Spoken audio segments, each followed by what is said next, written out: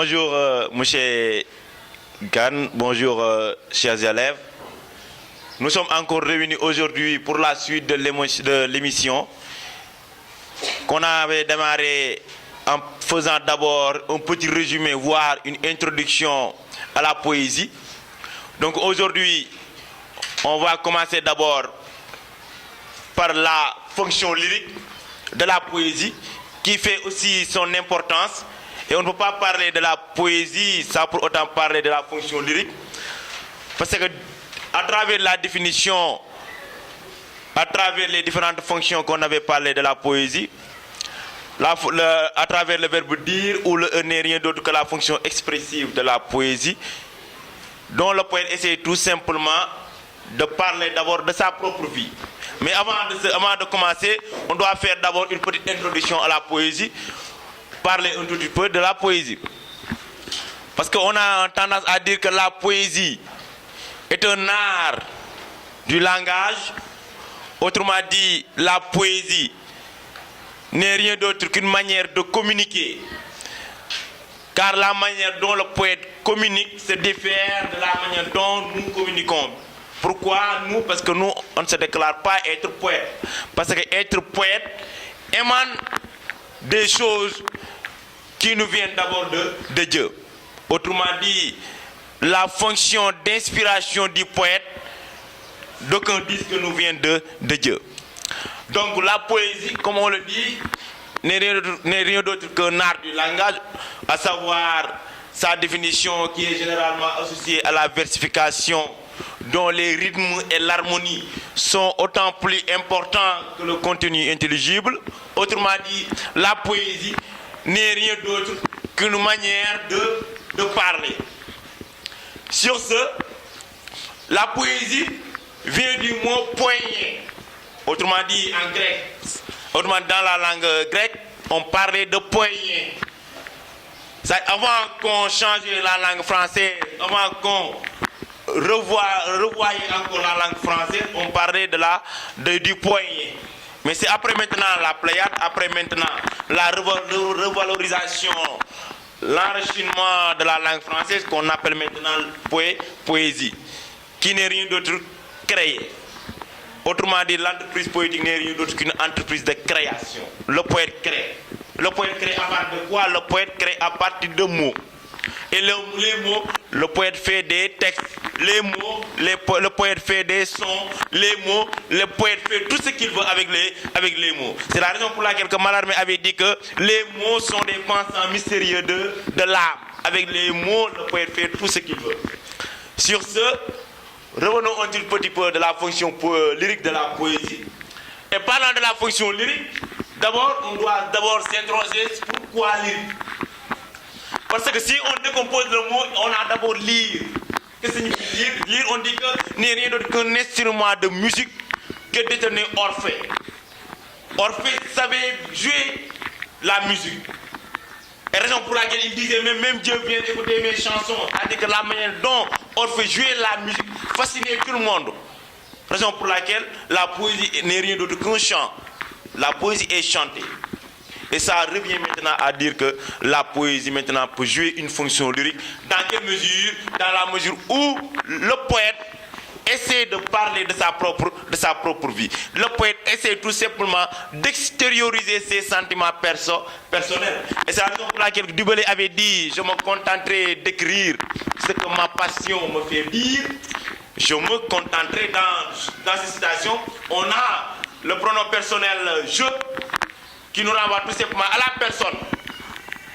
Je me contenterai d'écrire ce que ma passion me fait dire, sans chercher un ailleurs nécessaire. C'est-à-dire, ce que je dis me renvoie encore, autrement dit, reflète tout simplement sur ce que je suis en train tout simplement de faire. Raison pour laquelle les poètes romantiques, à travers les œuvres, ils extériorisent leurs propres sentiments. Et c'est ce que Alfred de Musset avait dit. Quand il a perdu sa bien-aimée, Alfred de Musset a dit quoi? J'ai perdu mes forces et ma vie et ma gaieté. J'ai perdu la fierté qui faisait croire à mon génie. Autrement dit, Alfred de Musset essaie tout simplement d'extérioriser, de parler de sa propre vie. Parce que quand on dit le lyrisme personnel n'est rien d'autre qu'un poète qui essaye de parler de sa propre vie, qui n'a rien à voir avec les poètes qui parlent de la société. Il faut savoir ça. Bien vrai que Hugo disait un jour, ô insensé qui croit que je ne suis pas toi, quand je parle de moi, je parle de vous. Et quand il dit quand je parle de moi, je parle de vous, il y a une dose de lyrisme personnel, autrement dit, ce qu'il est en train de dire reflète ce que la société est en train de vivre. Mais ce qu'on peut en retenir n'est rien d'autre qu'il il commence d'abord de soi-même pour essayer tout simplement de refléter ce que sa société est en train de vivre. Encore une fois, la poésie lyrique, on a des exemples qui peuvent nous aider à mieux expliquer cette fonction. On peut se baser aussi des contemplations de Hugo, quand il a perdu sa fille Léopoldine. Et là, il disait, oh Dieu, pourquoi m'a-t-il ma fille qui m'était chère? Là, il s'intéresse tout simplement à Dieu. Pourquoi? Parce qu'il essaie tout simplement de parler.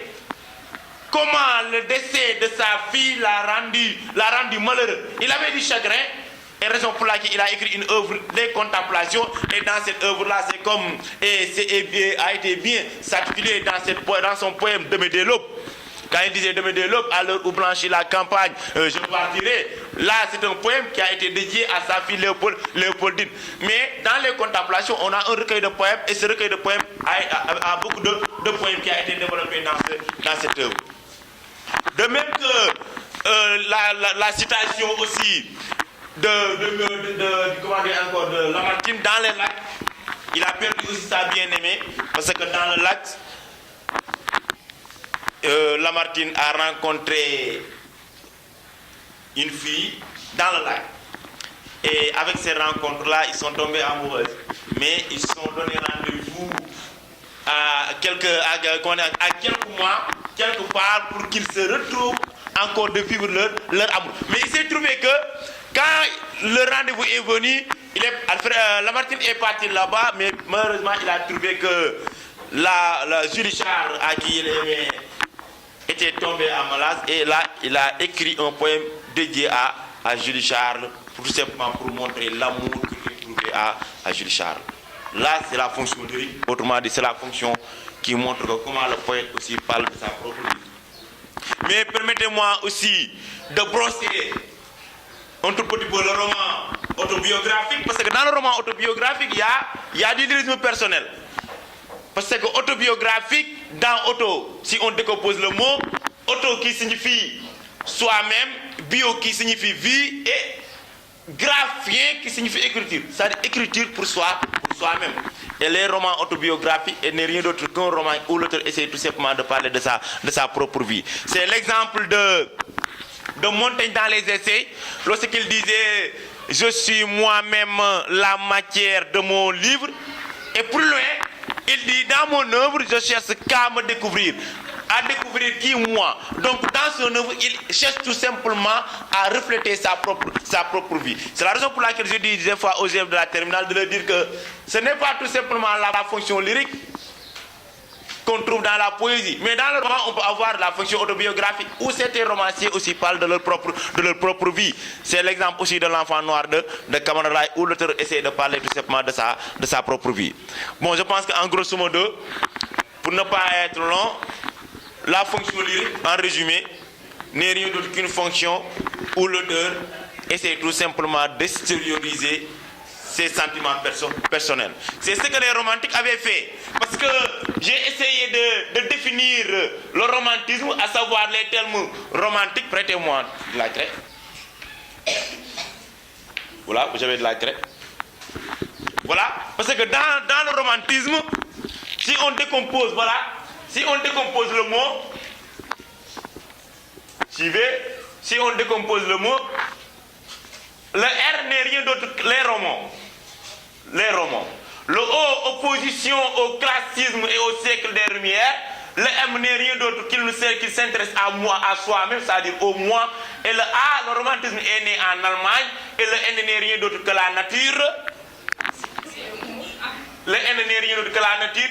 Et le T n'est rien d'autre que la tristesse. Pourquoi la tristesse? Pourquoi la tristesse? Parce que l'homme en tant qu'homme,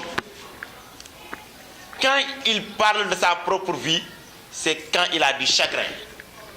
Chagrin n'est rien d'autre que de la mélancolie, ça veut dire comme en wolof nakar.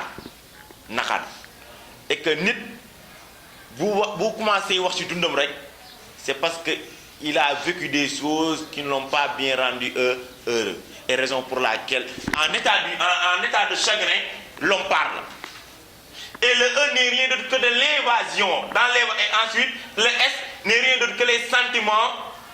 Et le M n'est rien d'autre que la mélancolie. Et le E n'est rien d'autre que émotion. Parce que en résumé, bon, c'est vrai que c'est un peu désordonné, mais en résumé, le mot romantisme, autrement dit, les écrivains romantiques essaient tout simplement de parler de leur propre vie. Mais je le dis aux élèves de la première que ce n'est pas tous les écrivains romantiques qui parlent de leur propre vie. Il faut éviter de dire que c'est l'exemple des écrivains romantiques qui essaient tout simplement d'extérioriser leurs propres sentiments. Là, il faut faire très attention à ça. Parce qu'il y a des écrivains romantiques, bien vrai qu'ils parlent de leur propre vie, mais aussi ils parlent de la société. C'est l'exemple de Lamartine, qui a été poète, député à l'Assemblée nationale française, et ensuite président provisoire de la France. Et lui, pourtant, il est poète romantique. Il y a une citation où il disait honte à qui chante quand on brûle. On se pose la question à dire, mais qui chante? Comme si lui, il ne fait pas partie des gens qui chantaient. Donc Lamartine est un poète lyrique, mais aussi engagé au niveau de sa société. Raison pour laquelle je dis aux élèves, il faut faire très attention à cette notion d'engagement. Beaucoup d'élèves disent que l'engagement n'est rien d'autre que l'écrivain qui parle pour la société. Non. Pourtant, l'écrivain même qui écrit des poèmes pour essayer de divertir la société, il est engagé. Et c'est la raison pour laquelle Senghor avait dit quoi? Avait dit que je n'aime même pas la chose, mais le mot engagement, que l'on mêle dans toutes les sauces, alors que celle-ci est au-delà des affaires politiques ou religieuses. Lui, il rejette la notion d'engagement au niveau de la société. Il rejette la notion d'engagement au niveau de la religion. Il rejette la notion d'engagement au niveau tout simplement du message de la population. Et que quand Senghor dit « Je n'aime pas la chose, mais le mot engagement », que l'on mêle dans toutes les sauces, c'est-à-dire on mêle le mot engagement dans toutes les sauces, alors que ce mot-là est au-delà, c'est-à-dire que ce mot-là dépasse les affaires politiques ou religieuses. C'est la raison pour laquelle les élèves, à chaque fois, ils disent l'engagement, non-engagement. Alors que tout écrivain qui prend sa plume pour écrire, il est engagé. Même un écrivain qui parle de la beauté, il est engagé. Donc là, c'est simplement une parenthèse pour un tout petit peu, rendre clair la notion d'engagement que les élèves commettent.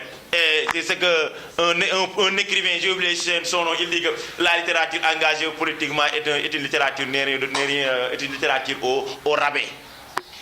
C'est-à-dire la littérature ne doit pas engager politiquement. Et c'est ce que Stendhal avait dit. La moralité, il dit, la politique dans une œuvre d'art est un coup de pistolet au milieu d'un concert. La politique dans une œuvre d'art est un coup de pistolet au milieu d'un concert. Et après il dit, est-ce que tous les écrivains ont horreur de l'engagement dans leur œuvre d'art? Autrement dit, est-ce que tous les écrivains ont honte d'inclure le mot engagement dans leur œuvre d'art?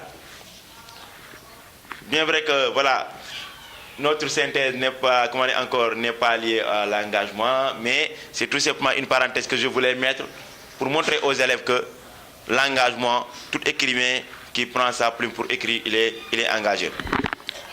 C'est tout simplement pour expliciter les différentes lettres alphabétiques du romantisme, parce que chaque lettre explique quelque chose. Même dans la Pléiade que les élèves de la seconde, chaque lettre explique quelque chose.